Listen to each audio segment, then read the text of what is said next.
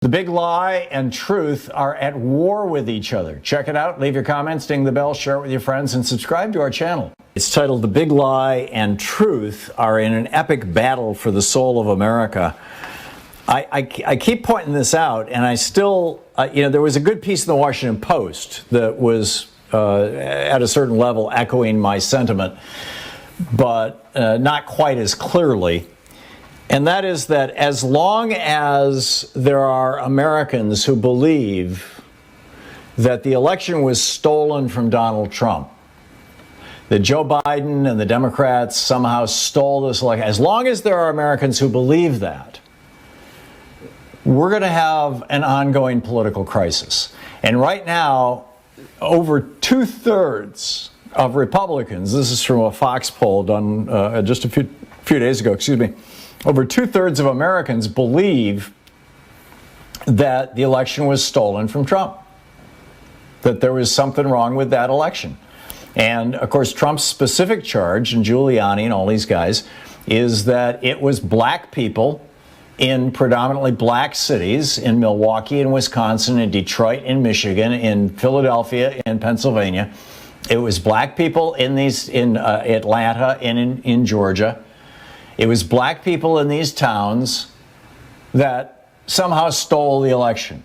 Well, if you call showing up to vote in unprecedented numbers or in substantial numbers stealing an election, maybe, but that's not the voter fraud that these guys are specifically talking about. They're arguing that people are voting twice, that people who shouldn't vote are voting, people who are felons in states where it's outlawed, or people who are who are here without authorization, unauthorized residents of the United States. All that's I want to stop calling them illegal. It's just an awful term, and it really does have to do with authorization. So, we've got, if you look at the spectrum of kind of right-wing crazy, at the far end is stuff like this post that was screen capped and grabbed and retweeted earlier today, I believe off Parler, that says, I'll just read it to you.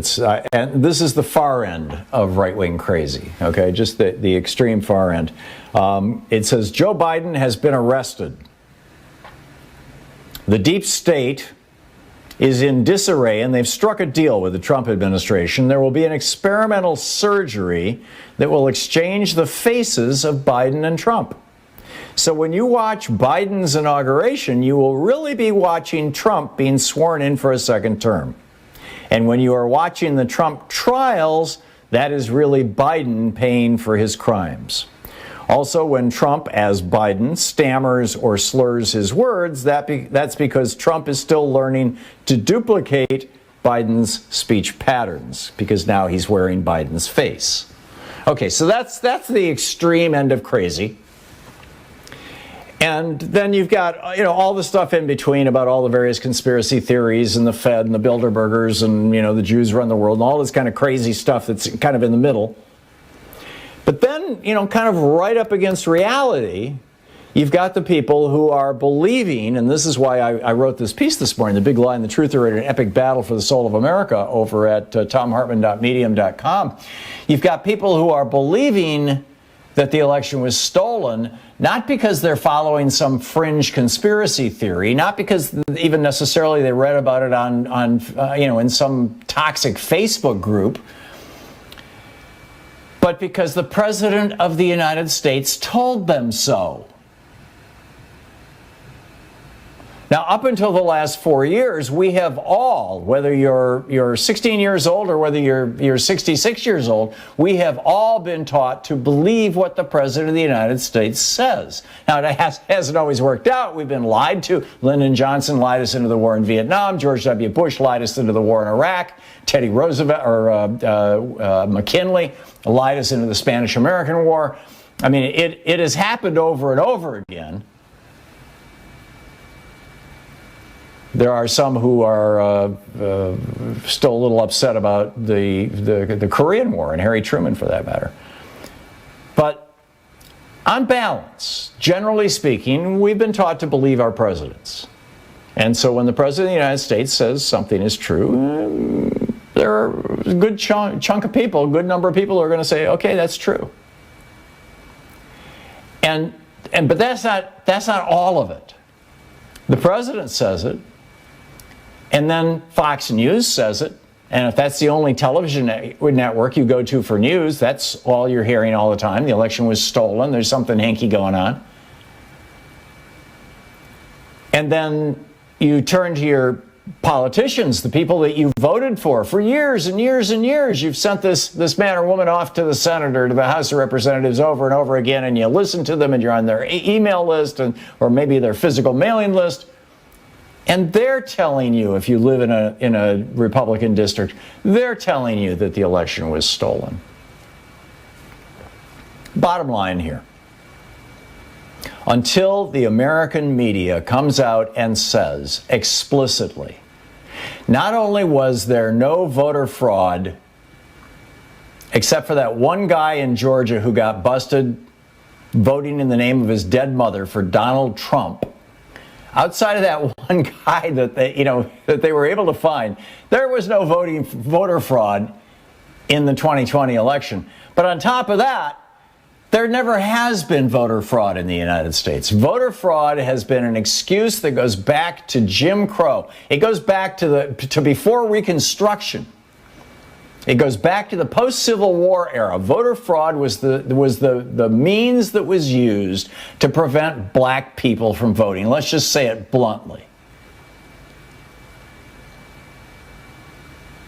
And voter fraud is still the meme, the story, the myth, the lie that is being used to prevent black people from voting. It's still going on. And until the media comes out and says explicitly, not only Joe Biden actually won the election by 7 million votes, but B, and voter fraud is a lie. Until the media comes out and says that, and I mean right across the board. The article, the op-ed that I mentioned in today's Washington Post says, that we've got, the media has to be more aggressive in saying that the election wasn't stolen, because so many of these people, listen to the video, watching it on CNN and MSNBC over the weekend, the video that's coming out now about, of the guys as they were breaking into the Senate. And they were saying, well, yeah, Ted Cruz would want us here. And, the one guy, he goes up to sit in Mike Pence's seat, and another one of these insurrectionists says, oh, don't sit up there. That's a sacred space. And the guy says, well, they stole an election from us. Can't we sit in their chair? And the guy says, yeah, they stole the election, but you still can't sit in the chair. These people all believed the election was stolen, and they were reclaiming it, or at least the vast majority of them. And they believed it because the excuse that Trump used was voter fraud. And they have been indoctrinated for 40 years by a Republican Party that uses this lie of voter fraud to make it harder and harder and harder for people to vote, specifically to disenfranchise black people, Hispanic people, young people, Asian people, old people, Social Security voters, students, all these constituencies that tend to vote for the Democratic Party. And we've got to wake people up to the fact that there is, for all practical purposes, no voter fraud in the United States. They looked at over 1 billion ballots, and they found 31 cases of people who voted, and most of them were felons who didn't realize they couldn't vote in the states that they voted.